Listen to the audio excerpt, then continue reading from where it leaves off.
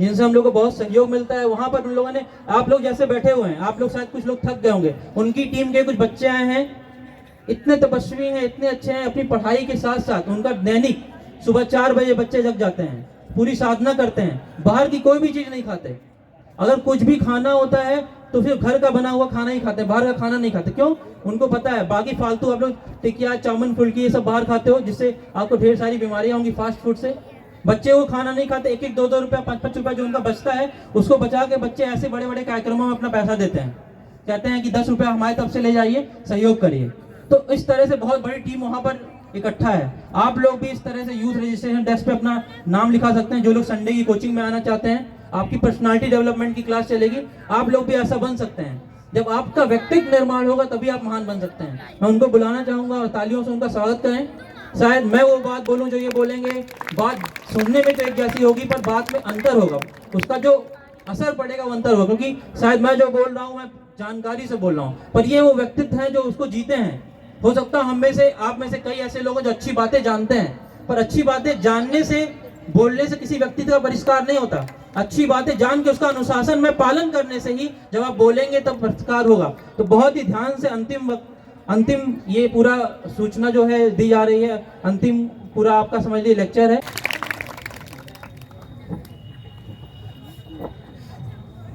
कमर सीधी कर लें, दोनों हाथ गोदी में रख लें, उगते हुए सूर्य का ध्यान करें और प्रार्थना करें कि हमारी बुद्धि सन्मार्ग की ओर चले। गायत्री महामंत्र हमारे साथ साथ। ओम भूर्भुवः स्वाहा तत्सवितुर्वरेण्यं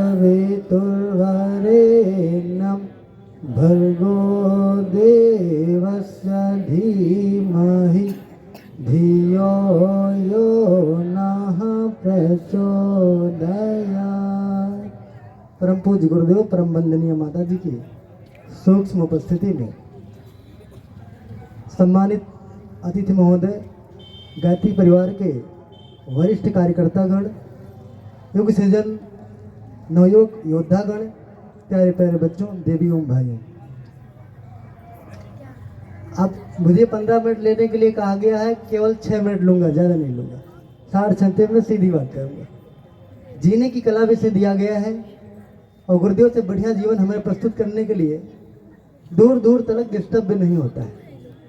तो परम पूज्य गुरुदेव की सब संक्षेप में जीवनी रख दें।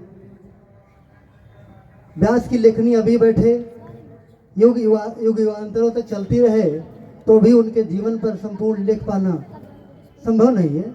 फिर भी जो हमें प्रकाश दे सके, जिस पावदान पे हम खड़े हैं वहां से अगले कदम को बढ़ाने के लिए टार्च का काम कर सके, इस भाव के साथ हम परम पूज्य गुरुदेव की 2-4 बातें रखना चाहेंगे। परम पूज्य गुरुदेव जब हमारी आपकी अवस्था में थे तो सारे बच्चे खेल कूद में ज़्यादा मन लगाते थे। नौटंकी नाच देखना, गाने सुनना, ठुमका लगाना, नशेबाजी करना, इसकी तरफ उनका मन रहता था।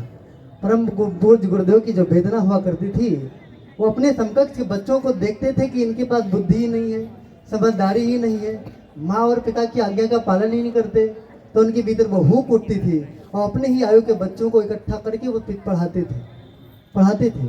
आज उन्होंने उसी परंपरा को बाल संस्कार शालाओं के माध्यम से निकाला, जिसे परशुरामपुर ब्लॉक के माध्यम से 11 बाल संस्कार शालाएं चलती हैं और 450 बच्चे नित्य पढ़ते, निःशुल्क पढ़ते। उन्हीं बच्चों के जीवन के बारे में कहा जा रहा था कि लंबा 5-5 साल तक का वक्त गुजर गया, जबकि दिवाली के दिन बच्चों ने नए कपड़े नहीं खरीदे होंगे, बाहर के सामान नहीं खाए होंगे, किसी शौक और मौज को नहीं पाला होगा, पाई पाई रत्ती रत्ती इकट्ठा करके उन्होंने दिया होगा। और जो कुछ आयोजन वहाँ हुआ, जिनने उन कार्यक्रमों को देखा, उसे जिले के स्तर से कम की बात तो लोगों ने करी ही नहीं। चाहे वहाँ की प्रदर्शनी रही हो, चाहे वहाँ का उद्बोधन सभागार रहा हो, चाहे यज्ञशाला रही हो, हजारों हजार की संख्या में विद्यार्थी वर्ग शामिल होता चला गया। उनका लंबे समय से 3 बजे का जागरण रहा है, लंबे समय से खान पान व्यवस्थित रहा है। पूरी तरह से प्रतिबंध रहता है कि नित्य आप परम पूज्य गुरुदेव की 2 पेज तो कम से कम पढ़ के आया करिए। आज्ञाकारी बच्चे हैं, पढ़ लेते हैं, उन्हीं के तब के बदौलत जो कुछ कार्य होता है उसका प्रकाश दूर दूर तक जाता है। परम पूज्य गुरुदेव थोड़े बड़े हुए, आयु छोटी ही रही होगी, 16-17 वर्ष की आयु रही होगी। छपको माँ बीमार हो गई, अछूत महिला उसको लोग घोषित करके, अछूत बीमारी से पीड़ित घोषित करके उनको गांव से बाहर निकाल दिया गया। परम पूज्य गुरुदेव को जब ये बात खबर लगी तो उनने उसकी झोपड़ी में बाहर जा करके उसके घाव को धोया, मरहम पट्टी करी, दवा दारू किया। वह माँ कहती रही कि यदि आप घर पे जाओगे तो श्रेष्ठ ब्राह्मण कुल के खानदान से हो, लोग डंडे मार मार करके गालियां दे दे के घर से बाहर कर देंगे। वे बात को सुनते रहे। अपना जो आंतरिक धर्म है, आत्मा का मूल धर्म है, मानवता को धर्म है, मनुष्य जीवन का जो उद्देश्य है, अंतिम पड़ाव है, सेवा का धर्म उन्होंने जारी रखा। लौट करके आए तो स्थिति वही जैसी माँ की कल्पना। चाचा डंडा ले खड़े हो गए, परिवार वाले खड़े हो गए, उनने मारने के लिए कदम आगे बढ़ाए, लोग गालियां देने लगे। माँ ने कहा गंगा जल ले लो, पवित्रीकरण करो। बाहर लोटा बाल्टी निकाल दिया गया, वही स्नान कर लो, बाहर भोजन करो तब अंदर जाना।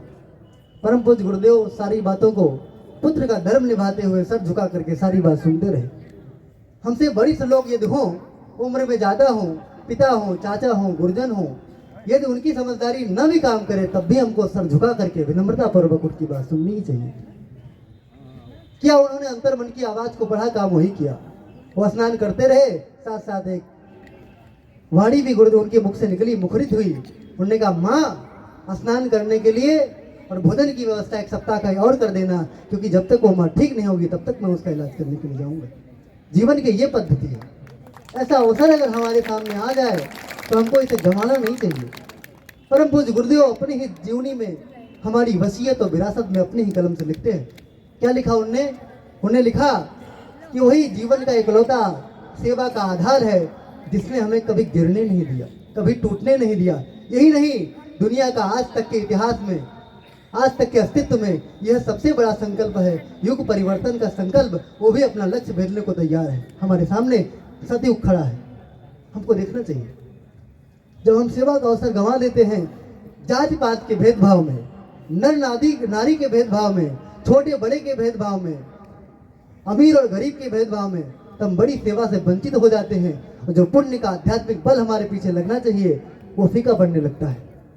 फिर हम बाहर से कपड़ों, किसान शौकत कुछ भी रखते हों, संपत्ति, डिग्रियां, ज्ञान, शब्दकोश के बौछार कुछ भी करते हों, और वह प्राणवान कार्य कर सकें जिससे अपनी आत्मा का कल्याण होते हुए राष्ट्र ऊंचा उठे, विश्व में शांति आए, वह हमसे बन नहीं पड़ता। परम पूज्य गुरुदेव की जीवनी जब आगे खिसकती है, 15 साल की आयु में उनके गुरु ने कह दिया आज से गुरु का आदेश है 6 घंटे नित्य जप करोगे। इसलिए नहीं कि तुम्हारी आत्मा का उत्थान करना है। गायत्री एक चिंतन पद्धति का नाम है। सही दिशा में सही से सोचने का नाम गायत्री, और सही दिशा में सत्कर्म करने का नाम यज्ञ। उन्होंने कहा चिंतन को सही करने के लिए, अपने आत्म कल्याण के लिए नहीं, पूरे विश्व को नए सिरे से प्रकाश और ऊर्जा देने के लिए, दिशा देने के लिए तुम्हें 6 घंटे का नित्य तप करना चाहिए। उस किशोरावस्था की आयु में 15 साल में 6 घंटे नित्य जप सौंप दिया उनके गुरुदेव ने। उसके उपरांत उन्होंने कहा बाहर के सामानों पे प्रतिबंध है, बाहर के सामान नहीं खाना है, केवल छाछ पीना है, जौ की रोटी खाना है, 2 रोटी 2 समय, वही खा करके 24 साल उनने आयु गुजार लिया। हम आप इस गुरुदेव के पथ पे चल रहे हो, इस तरह के गुरुदेव के जीवन को फॉलो करने के लिए राजी ना हो, तो हमें जो अपेक्षाएं होनी चाहिए, आपने ये अनुभव किया है जब शुरू में गायत्री परिवार में कोई भी व्यक्ति जुड़ता है तो प्रत्येक पीले चोले वाले को वह देवता से कम की दर्जन नहीं देता, ऋषि से कम की दर्जन नहीं देता। आड़े यदि आपको देखा, खोखला देख लिया, कमजोर देख लिया तो उसका मन टूट जाएगा। फिर जो एक जन समूह हमारे पीछे चलना चाहिए उसे हम लोग कमजोर पड़ जाएंगे। तो अपने व्यक्तित्व को अपने गुरु के चरणों में उसके हवाले करने की कोशिश करिए, उसके पद चिन्हों में चलने की बात करिए। परम पूज्य गुरुदेव कहीं गए हुए थे, एक बहन ने उनको दूध दे दिया, चम्मच चीनी की जगह 1 चम्मच नमक डाल दिया, उन्होंने चुपचाप पी लिया। बाद में परिवार वालों को जब पता पड़ा कि चीनी की जगह नमक पड़ गया तो बहुत पश्चाताप के मारे भर गए। उनने गुरुदेव से क्षमा याचना करी, गुरुदेव भूल हो गई, आप जैसा महान व्यक्तित्व हमारे घर कुछ क्षण के लिए आया और हम चीनी की जगह नमक दे गए, बड़ी भूल हो गई। गुरुदेव ने कहा मैं यहाँ आया हूँ, डांटा फटकारा, कहा मुझे मैं व्यक्ति के प्यार का भूखा हूँ, उसके श्रम का भूखा हूँ, उसकी आत्मीयता का भूखा हूँ। नमक और चीनी में मुझे कोई भेद नजर नहीं आता। जब हम माँ सुबह से शाम तक उठ करके 3 बजे उठती है, टिफिन तैयार करती है, भोजन बनाती है, सारा काम वो करती है, उसके बाद थोड़ा सा नमक तेज हो जाए या रोटी जल जाए, थाली फेंकने तक अगर हम उद्यत हो जाते हैं तो फिर गुरुदेव के पत्थरों पर हम किस सिरे से चल रहे हैं ये हमको ही नहीं समझ में आता। यहाँ मैं आया हूँ, दिया भैया ने कहा लोग भूखे हैं, हम लोग भी उसी श्रेणी के हैं, पर यहाँ तो मुझे वो प्यारा है जिसके लिए हम आए हैं। यहाँ का उद्बोधन सुन करके, यहाँ से जर्रे जर्रे से, यहाँ के व्यक्तियों से, यहाँ के वचन से, यहाँ के लोगों से जो हमें सीख लेनी थी वो हमको मिलता चला जा रहा है। मेरी भूख मिटती चली जा रही है। जिस प्रयोजन से अपना जन्म हुआ है उस सिरे का हम कार्य करने के लिए आए हैं, तो ऐसी भूख कई दिनों के लिए विदा हो सकती है। लोग 9 दिन की नवरात्रियां भूखे पेट गुजार लेते हैं, जबकि उसमें अपना कितना भला होगा इसमें भी कोई गारंटी नहीं ली जा सकती। इसमें तो समाज का भला हो रहा है। यदि हम 2 घंटे और भूखे रह जाएं, 1 दिन भूखे रह जाए, तो विशेष फर्क नहीं पड़ना चाहिए। परम पूज्य गुरुदेव की जो जीवनी 2 कदम जब आगे चलती है तो आप जरा देखिए, कल्पना करिए, उन्होंने अपने हाथ से अखंड ज्योति लिखा। 250 अखंड ज्योति अपने हाथ से लिखते थे और 250 घरों में खुद देकर के आते थे। इस वजह से नहीं कि उनके अंदर ज्ञान की कमी थी, इस वजह से कि लोगों को दुर्बुद्धि आ गई है, इससे इनको प्रकाश मिलेगा। क्या श्रम की वो अमानत है हमारे पास? कल को 50 अखंड ज्योति बांटते थे, क्या उसकी संख्या हम बढ़ा पाए? केवल ले करके और बांट देना है। बांटने के लिए भी हमारे हाथ पांव कहीं तैयार हो गए हैं, केवल टाइम टेबल के हिसाब से उनको सेट कर देना है। क्या मेरे भीतर ये भावना आती है? नहीं आती।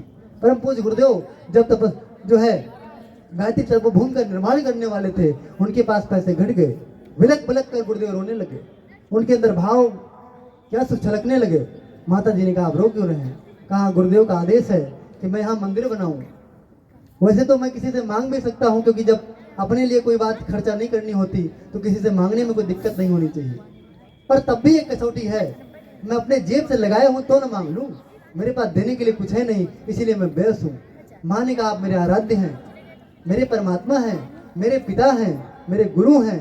अगर आप आंसू से सिक्त हैं तो मुझे प्रसन्न रहने का या आभूषण पहनने का कोई अधिकार नहीं है। वो 5 तल्ला 6 तल्ला जो सभी लोग पहन के आते हैं, उसको एक भी नहीं छोड़ा, निकाल करके परम पूज्य गुरुदेव के चरणों में रख दिया। उसी की कीमत पे वो बना।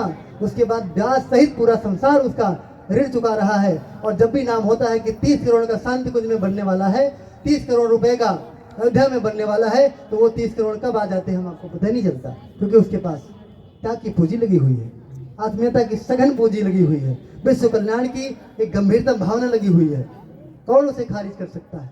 परम पूज्य गुरुदेव के ऊपर जब किसी ने 5 गोलियां फायर करी तो गुरुदेव ने उसका हाथ पकड़ा। जब गोली उनके ऊपर काम नहीं करी, गायत्री का जो ब्रह्म वर्चस्व था उसकी किरणें निकली और वो पटाखा की तरह भुस हो गया सारा गोली। तब परम पूज्य गुरुदेव ने उससे डांटा तो समझाया, बोला भी नहीं। चाकू निकाला, दोबारा वार किया तो गुरुदेव की 3 गोलियों पे लग गया और टेढ़ी हो गई।